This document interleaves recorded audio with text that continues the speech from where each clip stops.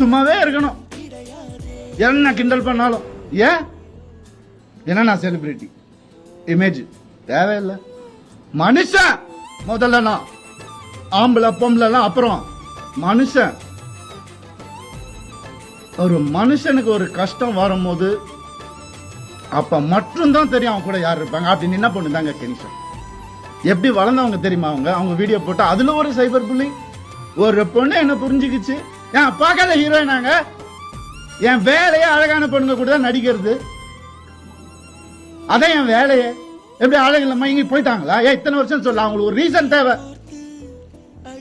எதுக்கு போறான்னு தெரியல, இதை புடி போடு, எவிடன்ஸ் கிரியேட் பண்ணு, இது பண்ணு, இன்வெஸ்டிகேஷன் ஆபீசரை கூப்பிடு, வரும், எல்லா ப்ரூஃப் வருது, எல்லாம் வரும், ஒவ்வொன்னா வெளியே வரும். அவங்க குடும்பத்திலிருந்தே வரும், அவங்க குடும்பத்திலிருந்தே நிறைய பேர் என்கிட்ட கான்டாக்ட். உனக்கு எதாவது வேணும் நான் சொன்ன, நான் வந்து வாயை பொத்திக்கிட்டு